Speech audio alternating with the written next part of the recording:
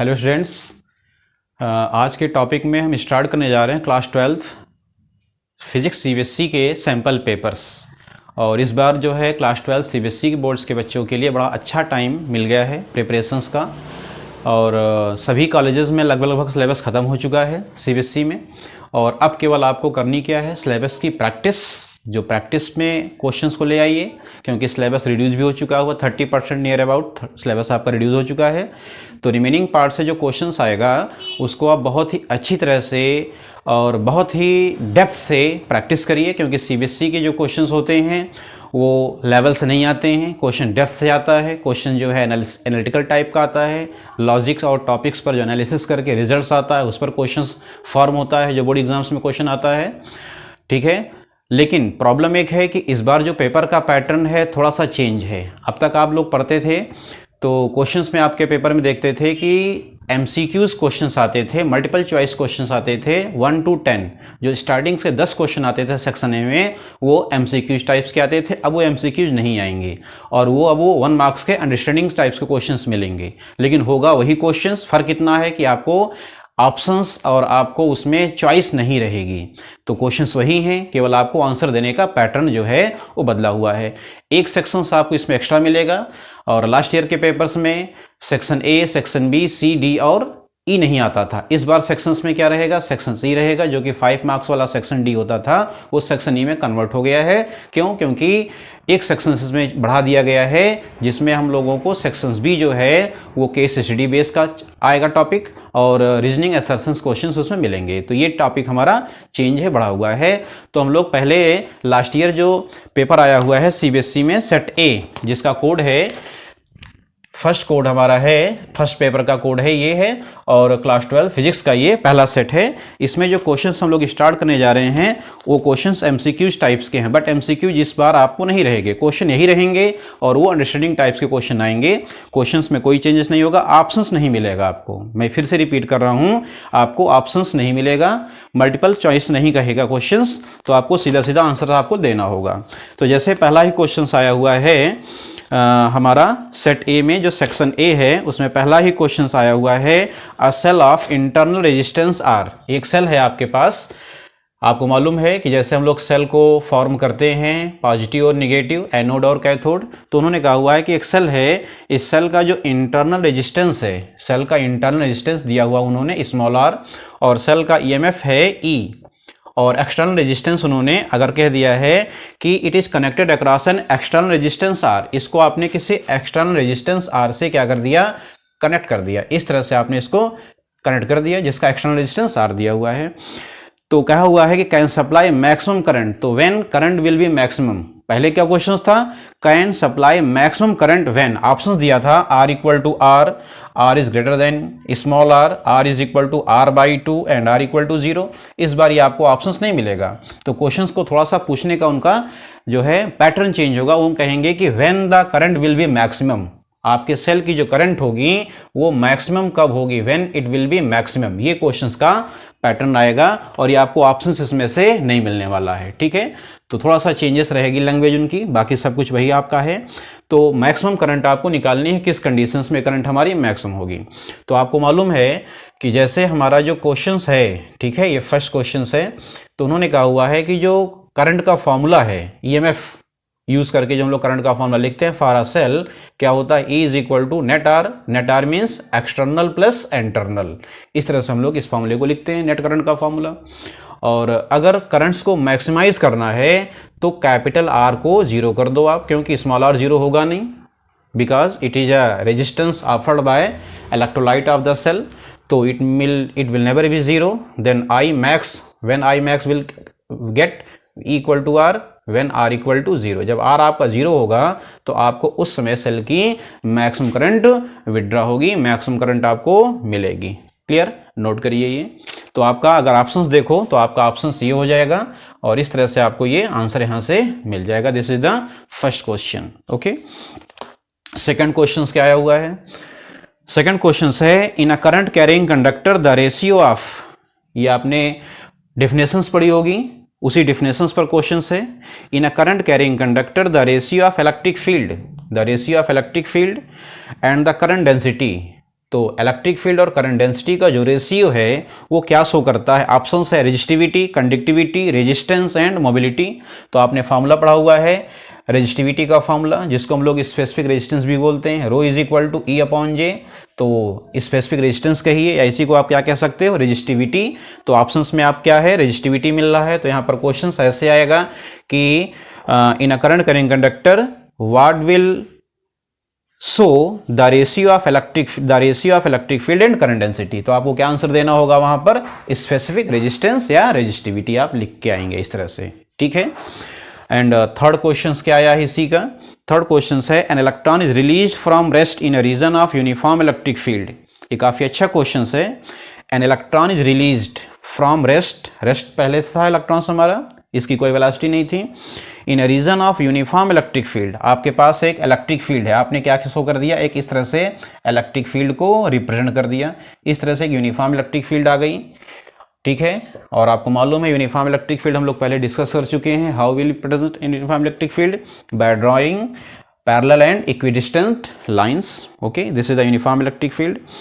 Acting and magnetic field uniform है and those are parallel to each other. तो हम लोगों ने यहाँ पर जो है इलेक्ट्रिक फील्ड और मैग्नेटिक फील्ड जो है दोनों लाइंस क्या हैं? एक दूसरे के पैरेलल हैं, यानी कि दोनों फील्ड क्या हैं? पैरेलल अप्लाई हैं। तो ये मैग्नेटिक फील्ड भी हो गया। Both the fields are presents and these are parallel to each other. अब कह रहे हैं कि द इलेक्ट्रॉन विल, तो जो इलेक्ट्रॉन्स का पाथ है वो कैसा होगा? लेट करिए आपने इलेक्ट्रॉन्स को यहाँ से रेस्ट में छोड़ दिया, इस तरह से रिलीज कर दिया। Electron is a negative particle. आपको मालूम है कि जितने भी नेगेटिव पार्टिकल्स होते हैं वो इलेक्ट्रिक फील्ड में फोर्स एक्सपीरियंस करते हैं। कैसे? अपोजिट टू फील्ड या along the field, opposite to field. अच्छा, दूसरी चीज है, इसका मतलब है जो इलेक्ट्रॉन पर फोर्स अप्लाई होगा, इसको हम लोग लिख सकते हैं F equal to E Q. ये इस इलेक्ट्रिक फील्ड की वजह से इलेक्ट्रॉन्स पर फोर्स अप्लाई होगा और उस फोर्स की जो डायरेक्शन होगी वो क्या होगी? इलेक्ट्रिक फील्ड के जस्ट अपोजिट फोर्स की डायरेक्शन होगी, वो वेलोसिटी गेन करेगा अपोजिट इलेक्ट्रिक फील्ड। ये तो इलेक्ट्रिक फील्ड के इफेक्ट से आया और ये इलेक्ट्रिक फील्ड के पैरेलल ही ट्रेवल करेगा। अब हम लोग बात करते हैं कि what is the effect of magnetic field. Magnetic field का इफेक्ट क्या पड़ेगा? तो अगर हम लोग इस चार्ज पार्टिकल्स पर मैग्नेटिक फोर्स का फॉर्मूला लिखें, there is a Lorentz force, तो हमें मालूम है लॉरेंज फोर्स का फॉर्मूला होता है Q V cross B। V cross B means velocity vector and field vectors, ये अप्लाई हुआ। और दोनों वेक्टर्स आपस में क्या है? Velocity vector and field vectors are parallel to each other. तो अगर ये पैरेलल हैं तो हम लोग अगर इसको थोड़ा सा ओपन करेंगे तो रिजल्ट क्या आएगा? VB sine theta, theta mean 0 degree, theta is the angle between velocity and magnetic field, sine 0 mean 0। तो जो मैग्नेटिक फोर्स का इफेक्ट आएगा वो 0 आएगा। It means there electrons will affected by the electric force, और इस पर मैग्नेटिक फोर्स का कोई भी इफेक्ट नहीं पड़ेगा। तो जो इलेक्ट्रॉन्स है या कोई दूसरा भी चार्ज पार्टिकल होता, पॉजिटिव चार्ज पार्टिकल होता, तो उस पर भी इस मैग्नेटिक फील्ड का कोई भी इफेक्ट नहीं पड़ता। ये इलेक्ट्रिक फील्ड के पैरेलल ट्रेवल करेगा। नेगेटिव है तो इलेक्ट्रिक फील्ड के अपोजिट आएगा, अगर ये चार्ज पार्टिकल पॉजिटिव होगा तो इलेक्ट्रिक फील्ड के अलोंग ट्रेवल करेगा। तो मैग्नेटिक फोर्स का इफेक्ट इसके ऊपर 0 होगा, इलेक्ट्रिक फोर्स के इफेक्ट से ये इलेक्ट्रिक फील्ड के अपोजिट ट्रैवल करेगा। ठीक है, इंपॉर्टेंट क्वेश्चन है, इसको नोट करिए।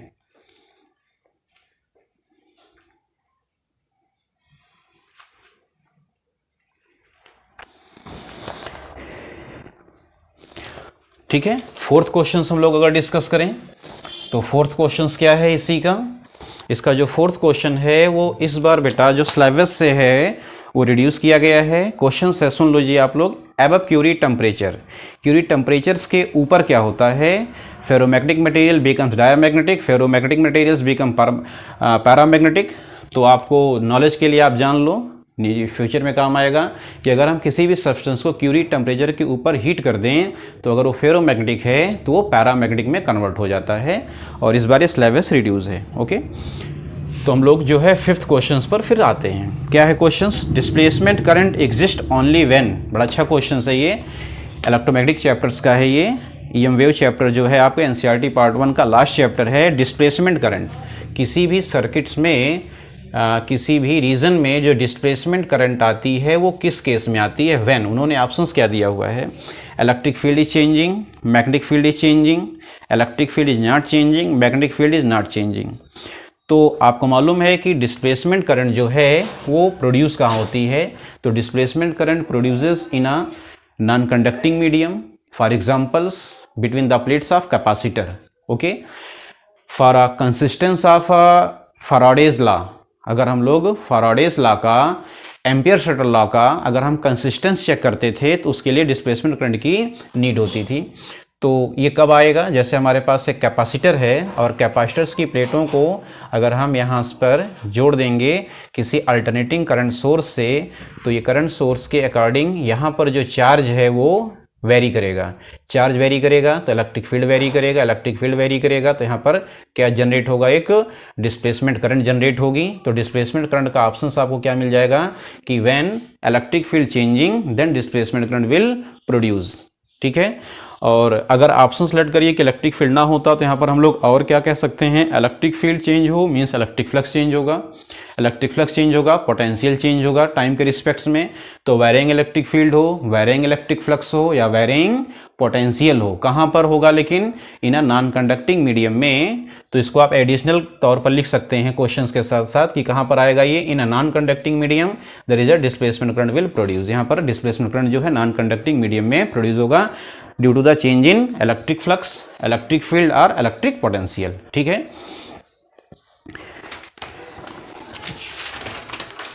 तो ये क्वेश्चन जो है आपका इंपॉर्टेंट क्वेश्चन है, ये सेक्शन ए के क्वेश्चन इस तरह से आते हैं। और क्वेश्चन नंबर 6 ये सभी ने नोट कर लिया होगा। क्वेश्चन नंबर 6, अगर हम क्वेश्चन नंबर 6 की डिस्कशंस करें तो क्वेश्चन नंबर 6 में क्या आया हुआ है, electromagnetic waves used as a diagnostic tool in medicines. Options क्या है आपका, एक्सरे, एक क्वेश्चन इससे आता है एप्लीकेशंस पर, X-ray, ultraviolet rays, infrared radiations, ultrasonic waves. तो डायग्नोस्टिक टूल्स के फॉर्म में हम लोग किस रे का यूज़ करते हैं, एक्सरे का। तो ऑप्शंस में है यहाँ पर, तो आपको ऐसे अगर क्वेश्चन मिलेगा कि which ray is used as a diagnostic tool, तो आप क्या आंसर लिख के आएंगे, एक्सरे लिख करके आएंगे। तो डायग्नोस्टिक टूल के तौर पर हम लोग एक्सरे का यूज़ करते हैं। ठीक है, क्वेश्चन नंबर 7 क्वेश्चन में क्या कहते हैं, क्वेश्चन नंबर 7 में कहा हुआ है at equilibrium a PN junction diode the net current is. तो ये बड़ा इंपॉर्टेंट क्वेश्चन है, इसको आप लोग नोट करेंगे कॉपी में। जब भी इक्विलिब्रियम की कंडीशंस होती है, ठीक है, जब भी इक्विलिब्रियम आएगा किसी पीएन जंक्शन डायोड में, ये कंडीशंस आती कब है, जब हम लोग पी टाइप क्रिस्टल्स को और एन टाइप क्रिस्टल्स को क्या करते हैं, डिफ्यूज करके कंबाइंड करेंगे। तो वहाँ पर जो है equilibrium conditions, after some time equilibrium conditions will established. तो इस कंडीशंस में होता क्या है, ऑप्शंस है due to diffusion of majority charge carriers, यहाँ पर मेजॉरिटी चार्ज कैरियर्स का डिफ्यूजन होगा इक्विलिब्रियम में। Due to drift of minority charge carriers, ठीक है, जो नेट करंट आएगी वो किसकी वजह से आएगी, पहला ऑप्शन है due to diffusion of majority charge carriers. तो इक्विलिब्रियम नेट करंट जो है वो डिफ्यूजन मेजॉरिटी चार्ज कैरियर की वजह से आ रही है, या due to drift minority charge carriers. और थर्ड ऑप्शन आया zero as diffusion and drift currents are equal and opposite. तो आपका सी ऑप्शन जो है यहाँ पर सही है, क्योंकि उस समय हमारी जो नेट करंट होती है, याद करिएगा इसको, जब भी पीएन जंक्शंस इक्विलिब्रियम कंडीशंस में आएगा तो उस समय जो नेट इलेक्ट्रिक करंट होगी वो जीरो होगी। ये क्वेश्चन केवल यहीं तक भी आ सकता है कि what is the value of net current in PN junctions diode as equilibrium. तो आप क्या आंसर लिख के आएंगे, नेट करंट इज जीरो। अगर रीजन पूछा जाएगा कि व्हाई, क्यों, तो आप क्या बताएंगे, क्योंकि उस समय डिफ्यूजन करंट और ड्रिफ्ट करंट, दो करंट्स होती हैं उस समय हैं, एक होती है बेटा डिफ्यूजन करंट और दूसरी होती है ड्रिफ्ट करंट। ड्रिफ्ट करंट और diffusion current both the currents are equal and opposite, दोनों करंट्स जो हैं आपस में इक्वल और अपोजिट होंगी। इस समय नेट करंट जो होगी वो पीएन जंक्शन डायोड में इक्विलिब्रियम कंडीशंस में क्या होगी, जीरो होगी। ओके, तो इसको आप अच्छी तरह से नोट पॉइंट बना लीजिए अपनी कॉपी में। तो यहाँ से क्वेश्चंस आपको इस सेक्शंस में भी आ सकता है और इस पार्ट्स में भी क्वेश्चंस को पूछा जा सकता है। ठीक है, 8 क्वेश्चंस आया हुआ है। क्वेश्चन नंबर 8 है, in a N type semiconductor the donor energy level. N type semiconductor में जो डोनर एनर्जी लेवल होता है उसकी पोजीशंस को इन्होंने डिस्कस किया है कि एन टाइप सेमीकंडक्टर में डोनर एनर्जी लेवल कहाँ होता है। ठीक है, तो जब भी इस बात क्वेश्चंस की बात की जाए तो ये हमेशा आपको मालूम है कि सेमीकंडक्टर में दो बैंड होते हैं, that is a valence band and this is the conduction band. तो अगर ये कंडक्शन बैंड हो गया, अगर ये एन टाइप सेमीकंडक्टर है तो एन टाइप सेमीकंडक्टर में कंडक्शन बैंड में क्या होगा, कंडक्शन बैंड में हमारे फ्री इलेक्ट्रॉन्स होंगे, कंडक्शन बैंड में इलेक्ट्रॉन जो है वो फ्री होगा, एन टाइप की बात हो रही है यहाँ पर है, ठीक है ना। और यहाँ पर जो डोनर एनर्जी लेवल होता है वो just below the conduction band होता है, कंडक्शन बैंड के जस्ट बिलो होता है, ठीक। अगर यही क्वेश्चंस, ये तो इस क्वेश्चंस के लिए आंसर हो गया आपका। क्वेश्चन नंबर ये क्या था, 8 क्वेश्चंस था, ठीक है, इसको आप नोट कर लीजिए। In an type semiconductor donor energy level just below the conduction band, ठीक है, ये डोनर एनर्जी लेवल हो गया, this is the donor energy level, ठीक है। और अगर यही क्वेश्चंस, ठीक है, ना आया, क्वेश्चंस आ गया कि in a P type semiconductor, कि पी टाइप सेमीकंडक्टर है तो डोनर एनर्जी लेवल कहाँ एग्जिस्ट करेगा, तो it just above the valence band, ये कंडक्शन बैंड के जस्ट नीचे होगा और पी टाइप में donor energy level valence band के जस्ट ऊपर होता है, तो ये दोनों में फर्क है, ठीक है, बिलो है और वहां पर जस्ट अबव होगा। पी टाइप के लिए जस्ट अबव बनाएंगे आप, उसको भी क्वेश्चन बना लीजिएगा आप, अपना एक नया क्वेश्चन फॉर्म करिएगा। पी टाइप में ये जस्ट अबव होगा और एन टाइप में ये जस्ट बिलो होता है, ठीक है, नोट करिए इसको। तो ये सब क्वेश्चन जो हैं आपको एमसीक्यूज में नहीं मिलेंगे, ये अंडरस्टैंडिंग टाइप के क्वेश्चंस आएंगे और आएंगे इसी टाइप्स के क्वेश्चंस, केवल उन्होंने क्वेश्चंस का फॉर्म और पैटर्न चेंज किया है, टॉपिक्स यही हैं, लॉजिक्स आपको यही मिलेंगे, ठीक है। और जैसे क्वेश्चन नंबर 9 आया है, हालांकि क्वेश्चंस भी इस बार सिलेबस से जो है रिड्यूस है, डिटेक्ट किया गया है। When a two nuclei, light nuclei जो होते हैं, जैसे न्यूक्लियर फिजन और न्यूक्लियर फ्यूजन पढ़ा होगा, तो इसमें कहा है कि व्हेन टू न्यूक्लियाई जिनका एटॉमिक नंबर जो है वो लेसर देन 10 है या इक्वल टू 10 है, फ्यूज टुगेदर, तो जब न्यूक्लियाई फ्यूज होगा, फ्यूजन की प्रोसेस होगी, then it will be convert into heavy nuclei, this process is called as nuclear fusion. इसको हम लोग क्या बोलते हैं, न्यूक्लियर फ्यूजन बोलते हैं। और न्यूक्लियर फ्यूजन में जो बाइंडिंग एनर्जी पर न्यूक्लियन होती है वो इंक्रीज कर जाएगी, क्यों, क्योंकि हमारा न्यूक्लियर जो है वो मोर स्टेबल कंफर्म हो जाएगा, वो स्टेबिलिटी उसकी इंक्रीज कर जाएगी। ये क्वेश्चन इस बार सिलेबस से डिटेक्ट किया गया है, ठीक है। और क्वेश्चन नंबर 10 है, क्वेश्चन नंबर 10 की अगर हम बात करें तो क्वेश्चन नंबर 10 में कहा हुआ है इन बीटा माइनस डीके, ये क्वेश्चन भी इस बार रिड्यूस किया गया है, 10 क्वेश्चंस भी इसमें बीटा माइनस डीके पूछा गया है। तो बीटा माइनस डीके की बात वो कर रहे हैं कि बीटा माइनस डीके अगर कहीं पर हो रहा है तो इसमें चेंजेस किस में हो रहा है, तो आप इसको थोड़ा सा अपना नॉलेज के तौर पर देख लीजिए कि जब भी बीटा डीके होगा, माइनस डीके, क्योंकि बीटा जो है दो टाइप का होता है, एक बीटा माइनस डीके और एक बीटा प्लस डीके, तो जो न्यूट्रॉन है वो कन्वर्ट हो जाएगा प्रोटॉन में, क्या इमिट करके, न्यूट्रिनो। कैसा न्यूट्रिनो, एंटी न्यूट्रिनो इमिट करेगा और न्यूट्रॉन जो है वो प्रोटॉन में कन्वर्ट हो जाएगा। तो आप इसको इतना याद रखेंगे, ठीक है। ये दोनों क्वेश्चन जो है आपके सिलेबस में इस बार नहीं मिलने वाले हैं, ठीक है। ये क्वेश्चन आपका इंपॉर्टेंट है, इसको नोट कर लीजिए, ठीक है। और अब हम क्वेश्चन नंबर पर आते हैं। क्वेश्चन नंबर 11 क्या है, और क्वेश्चन नंबर 11 अब एमसीक्यूज इसमें भी नहीं है, फिल इन द ब्लैंक्स आता था लास्ट ईयर के पेपर में, लास्ट ईयर तक के पेपर में, तो फिल इन द ब्लैंक्स भी इस बार नहीं आएगा। क्वेश्चंस क्या है फिल इन द ब्लैंक्स का, if the electric flux passing, electric flux entering and leaving, आपके पास एक क्लोज सरफेस हो गया, तो इलेक्ट्रिक फ्लक्स इसमें क्या है, इंटर कर रहा है, तो इलेक्ट्रिक फ्लक्स इंटर करने का मतलब क्या है, इलेक्ट्रिक फील्ड इंटर करेंगी तो ये नेगेटिव फ्लक्स आएगा, और अगर इलेक्ट्रिक फील्ड लीव करेगा तो यहाँ पर पॉजिटिव फ्लक्स आएगा, ठीक है। तो ये पॉजिटिव फ्लक्स हो गया, इंटरिंग वाला नेगेटिव हो गया और लीविंग वाला पॉजिटिव हो गया। तो ये उन्होंने φ1 कह दिया है इसको, और इसको कह दिया है φ2। तो नेट इलेक्ट्रिक चार्ज, तो इस सरफेस ने कितना नेट चार्ज को इनक्लोज कर रखा है, ये क्वेश्चन आया है, नेट चार्ज इनक्लोज्ड पूछा गया इसमें है। तो जब भी आप इसमें नेट चार्ज इनक्लोज निकालेंगे तो जनरली गॉस थ्योरम, सीधा सीधा आपको यहाँ से आइडिया मिल जाएगा कि जब भी फ्लक्स की बात होगी तो गॉस थ्योरम के पास जाना पड़ेगा हमें। तो आपको मालूम है, पहले आप नेट फ्लक्स निकाल लो, तो नेट इलेक्ट्रिक फ्लक्स, यहाँ पर फ्लक्स मीन्स क्या हुआ, इलेक्ट्रिक फ्लक्स, तो नेट इलेक्ट्रिक फ्लक्स क्या आ जाएगा हमारा, φ2 माइनस φ1, दोनों को हम ऐड करेंगे, ये माइनस हो जाएगा, ठीक है। हमें चार्ज निकालना है तो अप्लाई कर दें हम गॉस थ्योरम, मालूम सभी को है, φ/ε0 is equal to electric flux, sorry यहाँ पर आएगा हमारा net flux means φe is equal to Q/ε0, और नेट फ्लक्स हम लोग निकाल चुके हैं कितना, φ2 माइनस φ1 इक्वल टू Q/ε0। तो Q की वैल्यू क्या हो जाएगी बेटा, φ2 minus φ1 into ε0, this is the net enclose charge by the close surface, ठीक है। ये भी क्वेश्चन इंपॉर्टेंट है। तो ध्यान ये रखना है कि यहाँ पर जो एंटरिंग फ्लक्स होगा वो नेगेटिव होगा और लीविंग फ्लक्स जो होगा वो पॉजिटिव होगा, और नेट फ्लक्स हम लोग फाइंड करके इस तरह से गॉस थ्योरम अप्लाई कर देंगे और यहाँ से नेट अमाउंट ऑफ चार्ज हमें मिल जाएगा। Clear, okay. तो अच्छा क्वेश्चन है, ये इंपॉर्टेंट क्वेश्चन है, इसको आप नोट करिए कॉपी में अपने। और इसके बाद क्वेश्चन नंबर 12 की बात हम लोग करने जा रहे हैं। क्वेश्चन नंबर देखिए 12 क्या है।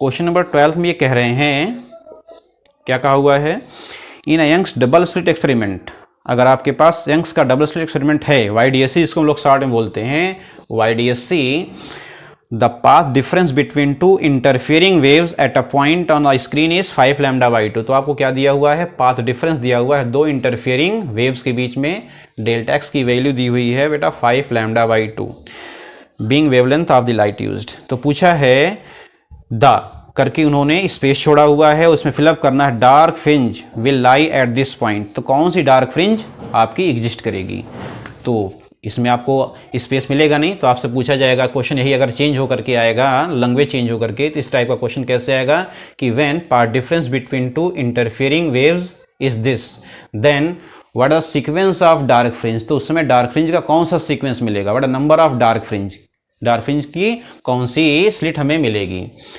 फ्रिंज मिलेगी हमें। तो हमें मालूम है कि डार्क फ्रिंज के लिए या डिस्ट्रक्टिव इंटरफेरेंस के लिए जो पाथ डिफरेंस की वैल्यूज़ होती थी, सभी को याद होना चाहिए, ये λ/2, 3 λ/2 और 5 λ/2, ये सभी को पता है, ठीक है। λ/2 means first dark, second dark और थर्ड डार्क फ्रिंज। तो आपको कौन सी फ्रिंज मिलेगी अगर पाथ डिफरेंस λ/2 है, तो आंसर आप क्या लिख के आएंगे, this is the third dark fringe. तो वहाँ पर थर्ड डार्क फ्रिंज मिलेगी। और अगर लेट कर लो, क्वेश्चन थोड़ा सा हम चेंज करके इसी क्वेश्चंस को फॉर्म कर दें, उन्होंने कह दिया कि अगर पाथ डिफरेंस ये है तो उसमें फेज डिफरेंस क्या होगा।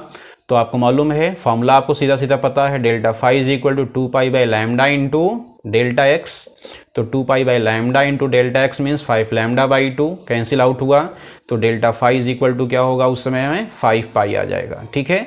तो आपको वैसे भी मालूम है कि जो फेज डिफरेंस होता है डिस्ट्रक्टिव इंटरफेरेंस के लिए, वो क्या क्या होता है, पाई, 3π और 5π, फर्स्ट डार्क, सेकेंड डार्क और ये थर्ड डार्क। तो जब भी 5π आएगा तो थर्ड डार्क आएगा, या 5 λ/2 आएगा तो थर्ड डार्क आएगा। तो इस पाथ डिफरेंस के करस्पॉन्डिंग ये क्या आ गया, फेज डिफरेंस आ गया। और फ्रिंज कौन सी मिलेगी हमें वहाँ पर, थर्ड डार्क फ्रिंज मिलेगी। क्लियर, नोट करिए।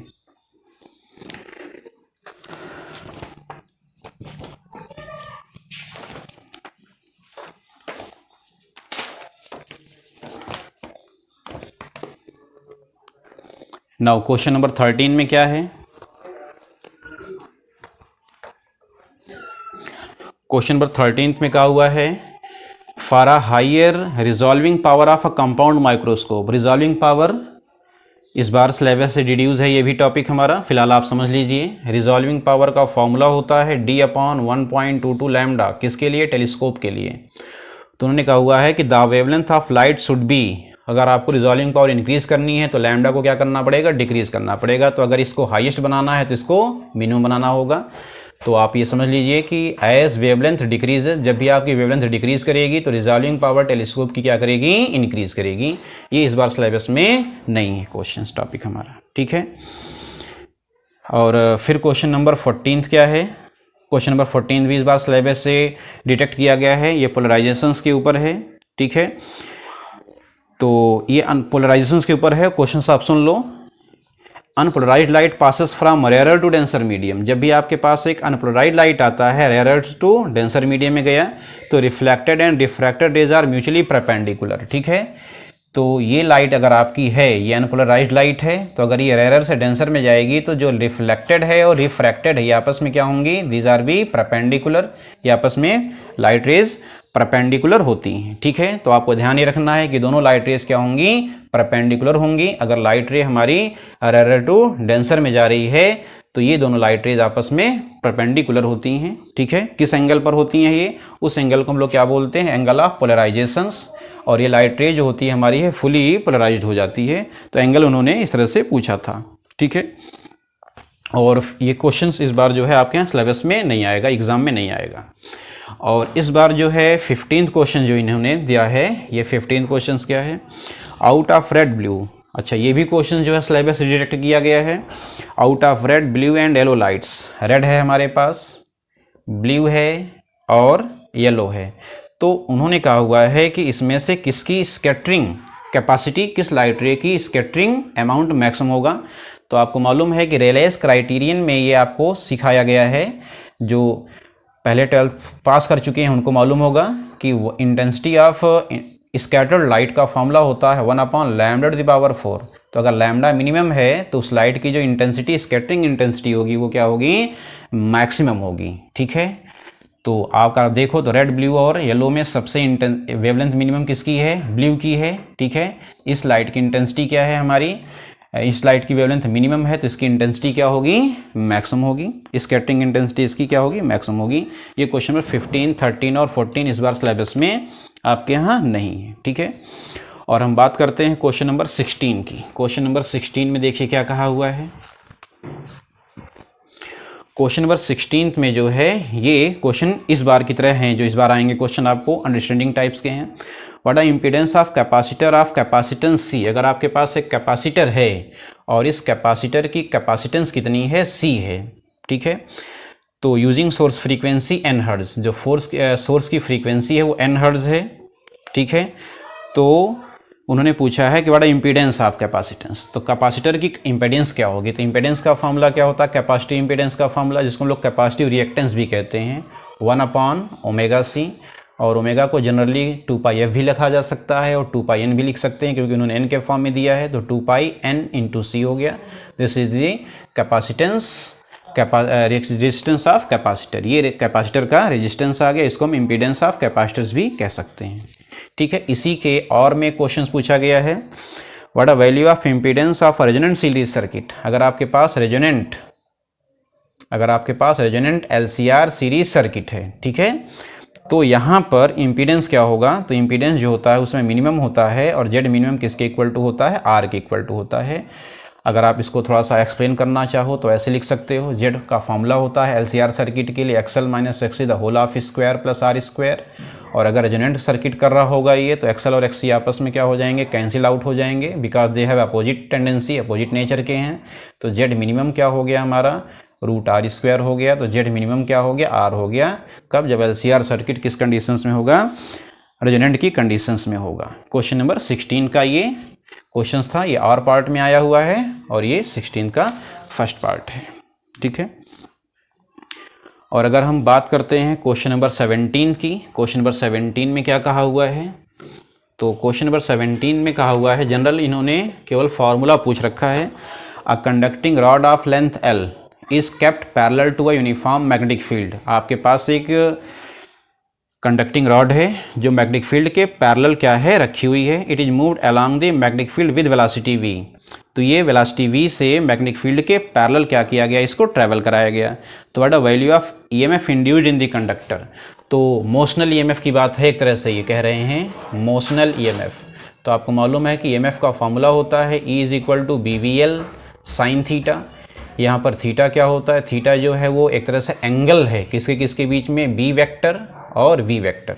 ओके, और रॉड को B और V के आप अगर पैरेलल ट्रेवल करा रहे हो तो थीटा उसमें कितना डिग्री होगा, 0 डिग्री होगा फील्ड के। तो अगर थीटा 0 डिग्री है तो इसमें साइन 0 हो जाएगा और रॉड में कोई भी EMF प्रोड्यूस नहीं होगा, EMF विल बी 0। ठीक है, कभी कभार ये फार्मूला ही पूछा जा सकता आपके यहाँ है और इस पर इन्होंने ये EMF की वैल्यू पूछ रखा है। ये क्वेश्चन नंबर 17 था। ठीक है, क्वेश्चन नंबर 18 में क्या है, draw the graph showing variation of value of induced EMF। बड़ा अच्छा क्वेश्चन ये भी है। आपको EMF, induced EMF as a function of rate of change of current flowing through an ideal inductor. तो आइडियल इंडक्टर में जब करंट चेंज होगी, ठीक है, तो उसमें जो EMF प्रोड्यूस होगा उसका फॉर्मूला हमें मालूम है, E = -L di/dt rate of change of current. तो आपको di/dt और EMF के बीच में ग्राफ प्लॉट करना है।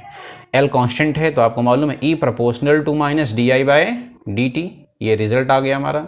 और अगर हम इस रिजल्ट्स को ऑब्जर्व करते हुए ग्राफ ड्रॉ करें, ठीक है, तो अगर हम इसको माइनस साइन यहाँ ट्रांसफ़र कर दें तो आपको इसमें प्रॉब्लम नहीं होनी चाहिए, आप ऐसे कर सकते हो। ग्राफ थोड़ा सा हमारा ईजी वे में फॉर्म हो जाएगा। तो अगर हम इस ग्राफ को, इस एक्सिस को di/dt कह दें और इस एक्सिस को EMF कह दें, तो जब di/dt इंक्रीज़ करेगा, rate of change of current, ये ग्रोथ हो या डिके हो, अगर ये आप इंक्रीज़ करेंगे तो EMF हमारा क्या होगा, इंक्रीज़ करेगा, बट किस डायरेक्शंस में, निगेटिव डायरेक्शंस में। और यहाँ निगेटिव साइन जो है वो लेंस लॉ से एक्सप्लेन होता है, सभी को पता है ये लेंस लॉ से एक्सप्लेन होता है। तो अगर ये पॉजिटिव है di/dt, पॉजिटिव एक्सिस में है, तो ईएमएफ क्या होगा, निगेटिव डायरेक्शंस में आएगा। तो ग्राफ हमारा, और हैं आपस में बोथ आर प्रोपोर्शनल, दोनों आपस में क्या डायरेक्टली प्रोपोर्शनल हैं। तो अगर डायरेक्टली प्रोपोर्शनल हैं तो ये अगर इंक्रीज करेगा di/dt तो ईएमएफ भी इंक्रीज करेगा, लेकिन किस डायरेक्शंस में, अपोजिट डायरेक्शंस में। तो ग्राफ हमारा इसका इस तरह से फॉर्म हो जाएगा। ठीक है, बड़ा इंपॉर्टेंट क्वेश्चन है ये। और फिर क्वेश्चन नंबर 19 आया है। ये क्या है क्वेश्चन नंबर 19? क्वेश्चन 19 कहते हैं कि what is the wavelength of photon of energy. आपको एक फोटॉन की एनर्जी दी हुई है 3.3 × 10⁻⁻19 जूल।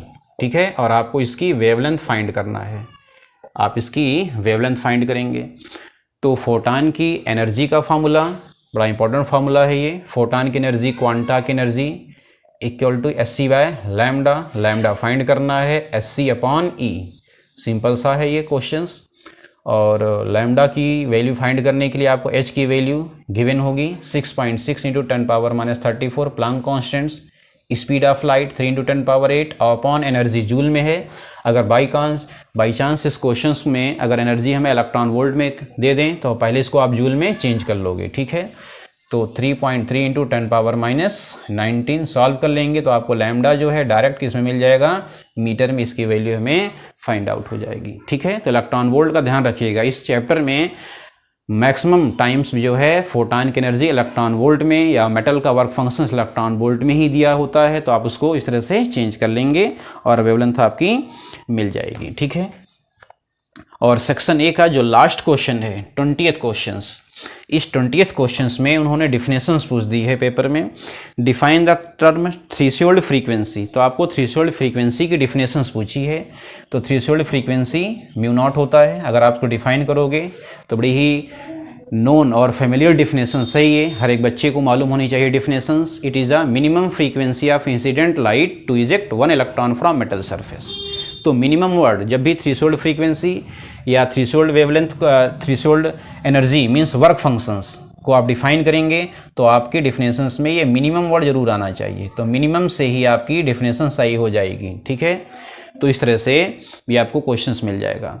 और एक इम्पॉर्टेंट आपको इन्फॉर्मेशन हम दे दें कि इस बार काफ़ी कुछ सिलेबस में डिटेक्ट किया गया है। तो हो सकता है कि आपको बोर्ड पेपर को सेट करने में कहीं ना कहीं मिस्टेक्स कई बार हुई है, पहले भी, इस बार भी हो सकती है।